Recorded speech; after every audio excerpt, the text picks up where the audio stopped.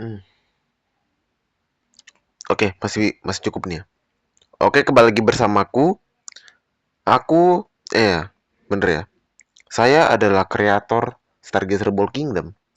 Dan kali ini kita akan menyelesaikan reaction sejarah Perang Dunia I.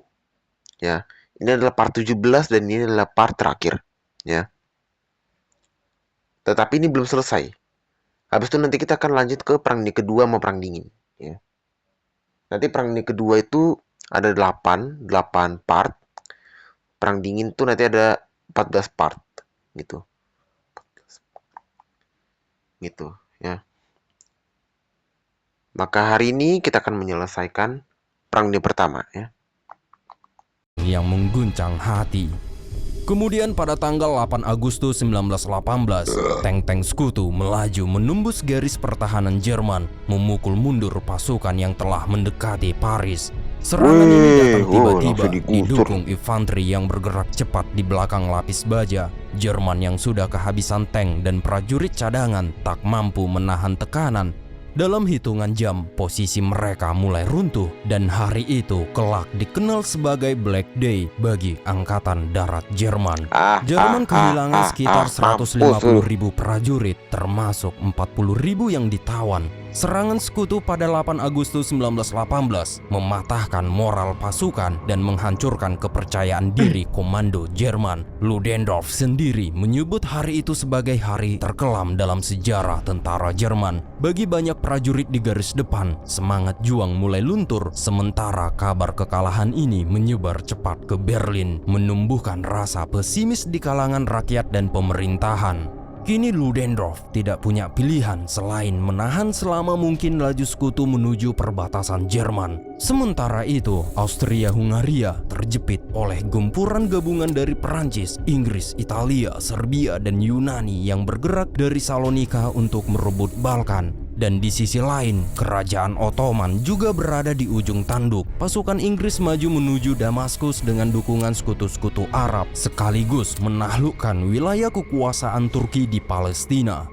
Kemudian pada tanggal 30 September 1918, pasukan Arab memasuki Damaskus di bawah pimpinan Emir Faisal, putra Hussein, Pangeran Mekah. Saat itu Faisal berusia 33 tahun, meraih kemenangan berkat keberaniannya di medan perang serta bimbingan penasehat misteriusnya, yaitu Thomas Edward Lawrence, agen intelijen Inggris yang kelak dikenal sebagai Lawrence of Arabia. Misi Lawrence adalah membangkitkan pemberontakan Arab melawan Kesultanan Utsmaniyah dengan menawarkan uang, senjata, dan janji kemerdekaan. Pada usia 30 tahun, ia sudah fasih berbahasa Arab. Ia mengenakan pakaian tradisional Badui agar tak mudah dikenali, dan dengan kecintaannya pada gurun pasir, ia berhasil memimpin para gerilyawan Arab melancarkan serangan cepat di jalur-jalur vital Turki. Namun janji Inggris tak pernah benar-benar ditepati. Seusai perang, wilayah yang dijanjikan kepada Faisal dibagi antara Inggris dan Perancis. Suriah dan Lebanon jatuh ke tangan Perancis, sementara Inggris membentuk negara baru bernama Irak, dan hal itu meninggalkan kekecewaan mendalam bagi para pejuang Arab yang telah berkorban. Dan untuk meredakan ketegangan, Inggris menempatkan Faisal di atas tahta negara baru yang kaya minyak ini. Namun Faisal tidak pernah melupakan kekecewaan terhadap sosok yang dia kenal sebagai Lawrence of Arabia, karena janji untuk mengembalikan kerajaan leluhurnya tak pernah ditepati. Baginya, luka itu semakin dalam ketika mengingat kejayaan nenek moyangnya pada abad ke-8 saat bangsa Arab pernah menaklukkan sebagian besar dunia atas nama Islam. Rasa sakit itu pun semakin bertambah ketika Inggris berhasil merebut Yerusalem, lalu mereka mendukung dengan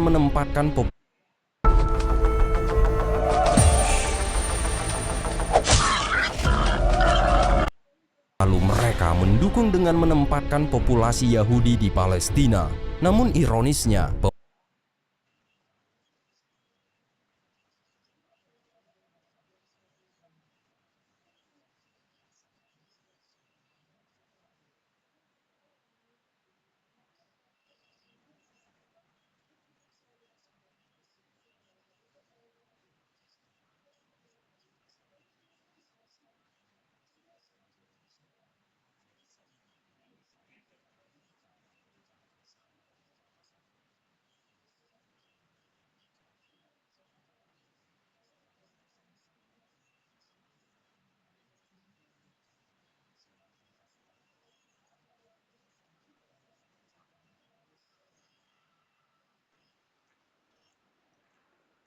Maju, maju, maju.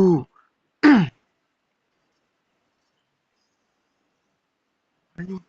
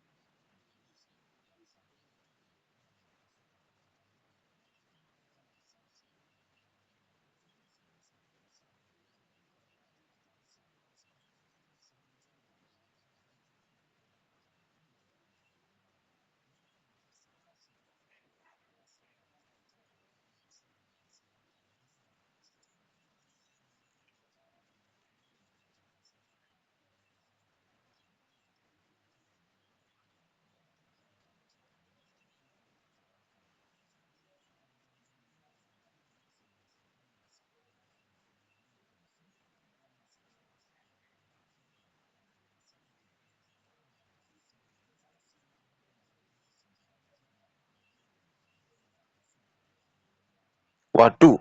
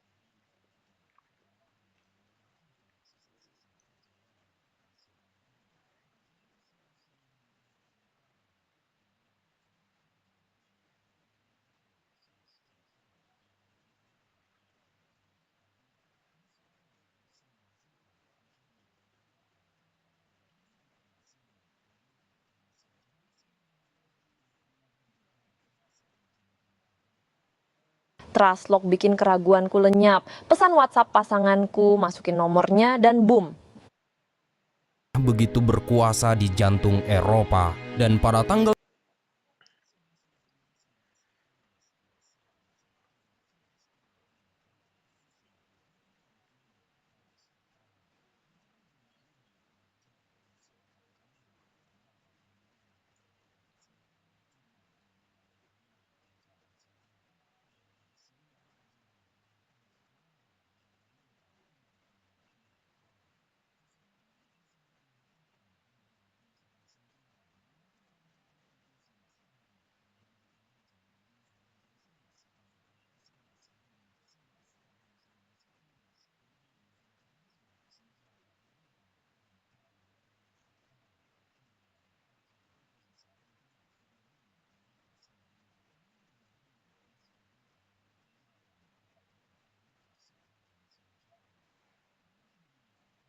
Weh.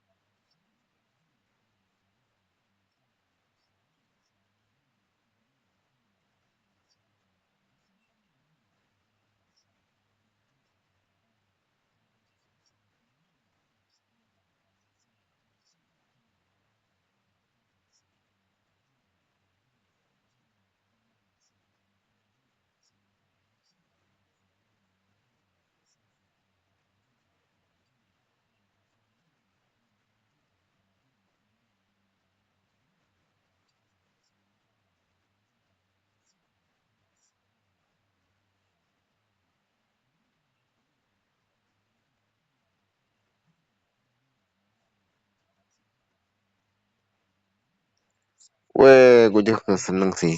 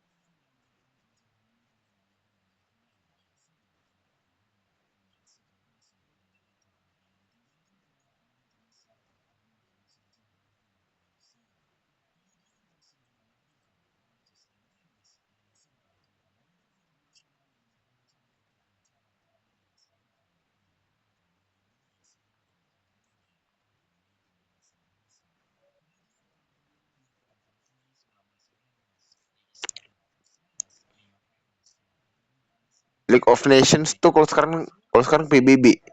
United Nations kalau sekarang.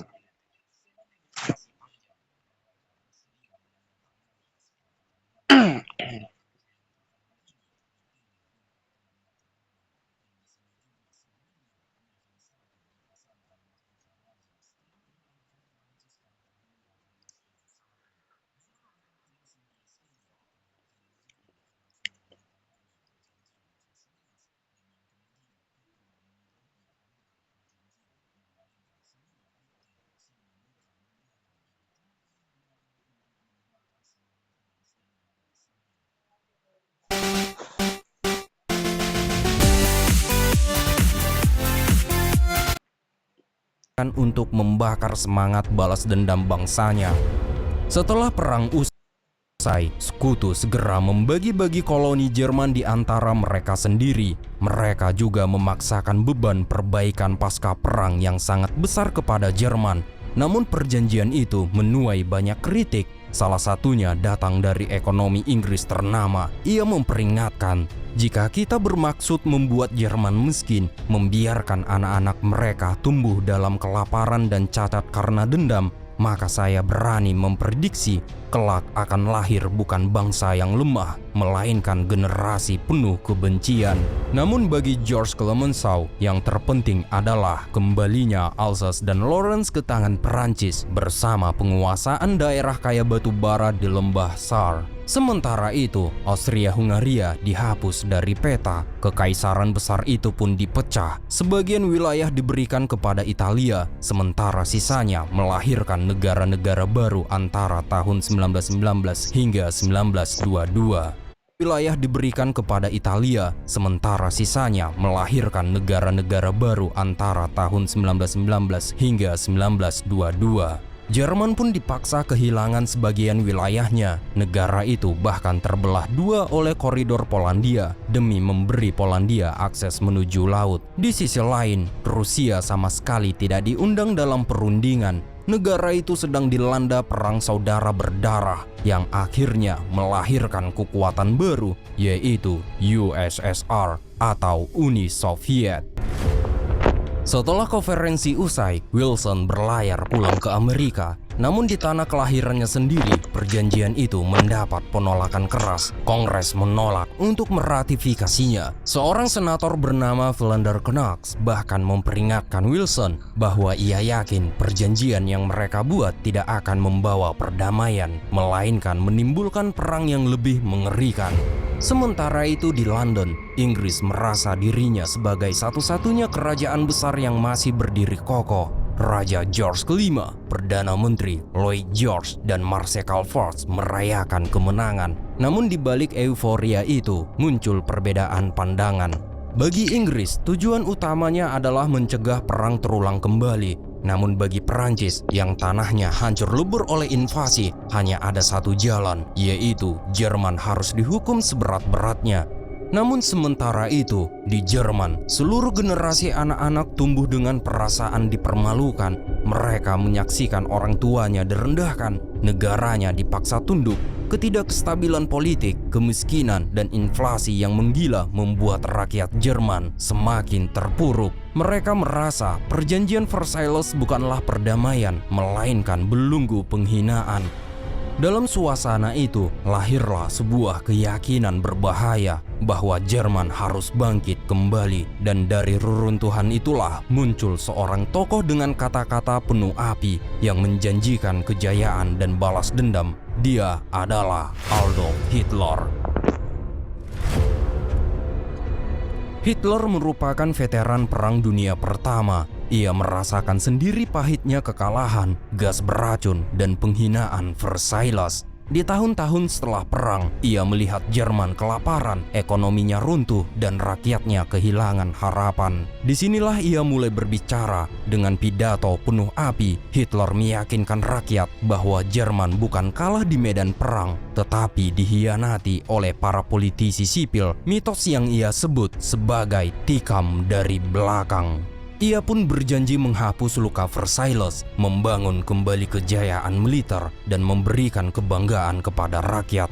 Lambat laun, banyak orang yang kecewa dan marah mulai percaya. Dari mimpi balas dendam itulah benih perang baru ditanam.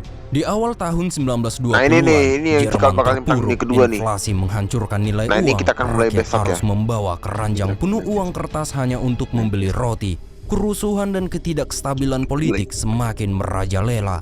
Di tengah kekacauan itu, Hitler menemukan panggungnya. Ia bergabung dengan Partai Buruh Jerman yang kecil, lalu mengubahnya menjadi Partai Nazi. Dengan simbol swastika dan barisan SA, ia membangun gerakan massa yang disiplin dan menakutkan. Kemudian pada tanggal 1923, Hitler mencoba merebut kekuasaan lewat kudeta Beerhal de München. Namun usaha itu gagal dan ia pun dipenjara. Justru di penjara itulah ia menulis Mein Kampf, buku yang berisi ide tentang ras unggul, kebencian terhadap Yahudi, dan ambisi menguasai Eropa. Hitler menuduh Yahudi sebagai biang keladi kekalahan perang, sebagai penguasa ekonomi yang menindas rakyat kecil, dan sebagai otak di balik komunisme internasional yang dianggap mengancam dunia. Dalam pidatonya, ia menggambarkan kebencian ini bukan sekedar politik, tetapi sebuah perjuangan hidup dan mati.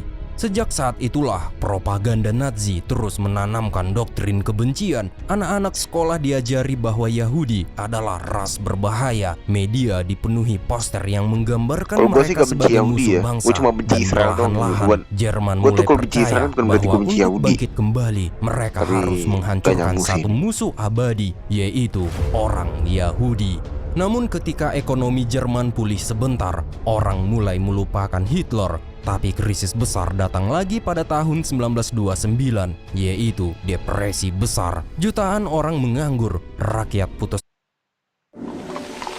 Belum selesai. Rakyat putus asa dan Nazi kembali bangkit, menawarkan solusi sederhana, yaitu kembali membuat Jerman besar. Kemudian pada tahun 1933, melalui kombinasi krisis, propaganda, dan permainan politik, Hitler akhirnya diangkat menjadi kanselir Jerman. Dan dari sinilah terbukanya jalan menuju Perang Dunia Kedua. Oke, ini udah selesai ya. Jadi, oke, sebelum itu gue pengen bilang, jangan lupa like, subscribe, share, dan komen ya. Biar nanti kalau misalnya gue reaction lagi di YouTube channel Stargazer Ball Kingdom, nah itu nanti kalian bisa langsung klik videonya, gitu loh. Jadi gak perlu cari lagi Stargazer Ball Kingdom, itu gak perlu lagi. Udah tinggal klik videonya lewat notif, itu ya. Oke, Perang Dunia Pertama sudah selesai. Maka besok kita lanjut ke Perang Dunia Kedua ya. Jadi besok kita mulai yang Perang Dunia Kedua. Oke, see you di Perang Dunia Kedua guys. See you.